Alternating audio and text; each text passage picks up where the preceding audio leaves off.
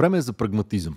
Време е да оставим идеологията на страна, защото с идеология не се прави икономика, не се прави икономическа свобода, просперитет, а европейските граждани, българските граждани искат всъщност точно това. Време е вече да спрем да мислим на Путин да му е зле, или на Байден да му е зле, или на Си Цзинпин да им е зле. Важното е наистина европейските граждани и българските граждани да разберат, че има политически елит или псевдоелит, защото така се държи, който се грижи за техните интереси. Сега, абсурдно е това, което се случва по линия на идеологическото превземане на цялата икономика и вкарването на зелена сделка с нечовешко лице. Зимата се вижда изключително ясно какво се случва. 90% от електрическата енергия, която ние ползваме, идва от АЕЦа с неговите два блока и от въглищните централи, с които разполагаме, така наречените тецове. На нас ни се вменява, вследствие, разбира се, на приеми, които са използвани от Европейската комисия за унищожаване на въгледобива и въобще на въглищните централи, че до 2 години, заради скъпите квоти, трябва да затворим тези централи и ние да нямаме половината от електрическата енергия, която ни подсигурява зимата, да имаме електричество, да имаме икономика, да имаме индустрия. Това е безумно и много опасно. Обаче, следващата стъпка, на която минаваме, става още по-опасна, защото тя е много антибизнес. Това са така наречените ESG критерии. Екологични, социално-корпоративно отговорни критерии, което означава, че 500 от най-големите български компании вече от тази година, 2024, а репортването ще стане 2025, трябва да се съобразяват не с това да са рентабилни, не с това те да правят добри продукти, да имат клиентска база, да са полезни за обществото, а дали са изключително зелени, дали отговарят на критериите, които някой чрез директива им е наложил. Тази директива, тя е за нефинансова отчетност.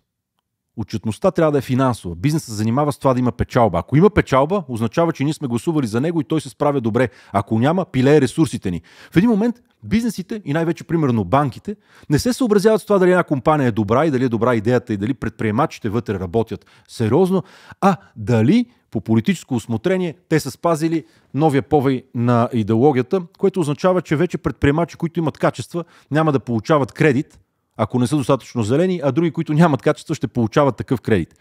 Парадоксално, за съжаление, в България това пристига с голяма скорост и ако е първоначално, както казах, за големите, ще дойде от 2026 и за малкия и средния бизнес, с което ще го смаже. Малкия и средния бизнес в България не разполага с армия от счетоводители, армия от консултанти по екополитики, по внедряване на ESG критериите, които да му помогнат да внедри безумия, които не касаят неговия бизнес.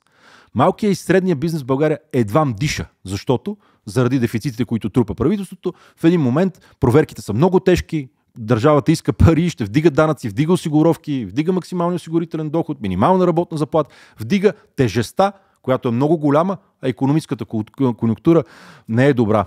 Така че тази цялата регулация и ESG истерията, освен на една тумба млади хора, които са се влезли така сериозно и са се насочили в посока на това да бъдат зелени консултанти, друго не прави, а само затормозява правенето на бизнес.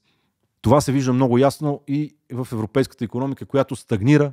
Говорили сме за това как мотора на Европа, германците, са в много, много тежка икономическа ситуация, което прави така, че целият континент е изключително зле. Време е наистина да станем доста по-прагматични, да си дадем сметка, че така с идеология не се прави икономика. Да видим и заплахите. Политическите заплахи са големи. В Европейския съюз, който се опитва да наложи тази зелена сделка с нечовешко лице, не им харесва, че има дисиденти. Не им харесва, че унгарците не са съгласни, българите не са съгласни да останат без енергетика, поляците не искат да затварят въглищата. Общо взето имат несъгласнички. Какво правят те? Казват, от тук насетне вече няма да се гласуват решенията с консенсус. Минаваме на Европа на различни скорости и решенията в съвета на министрите, да речем, ще се взимат с квалифицирано мнозинство. Както бе казал един министър, той го каза за бедните, ама тук по-скоро е малките да си гледат работата. Ще го парафразирам, защото ми е неудобно от тая платформа, с която разполагаме, да кажа какво точно бедните и малките. Ние трябва да сме готови да търсим алианси. Ако искаме да настигаме големите икономики, да ги задминаваме, ние имаме нужда от енергия. Енергията, която е достъпна, която е ефтина, която е разполагаема, идва само единствено, ако имаш източници, които са ефтини, разполагаеми, достъпни, надежни.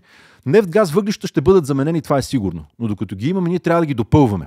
Трябва да правим ядрени централи, трябва да използваме, разбира се, солари, трябва да използваме перки и всичко, което ни предоставят технологиите, но зелени, така както си го представят в Европа, стават само богатите. Те могат да внедрят соларния панел и да си го сложат. Бедните не могат да го внедрят. Те палят животински боклук, палят си боклуците и замърсяват. Тоест, ние сме в момент, в който дори на ниво локално трябва да се сбиеме с този глобализъм по линия на това как да ни се наложи унищожаването на енергетиката, защото това е едно от големите изражения на битката за Европа. Битката за Европа, а ние сме много важна част от Европа, преминава през икономическата сила, икономическата сигурност и безопасност на европейците. Ако европейците са силни, то бизнеса няма да бяга в Съединените американски щати, руснаците ще се съобразяват, китайците няма да могат да те изкупят на безценица. Европа е най-великият континент, но той е и наистина в момента най-склерозирал. Склерозирал е само единствено защото изповядва грешни икономически идеи, а властта се държи от хора, които не гледат по-далеч от носа си.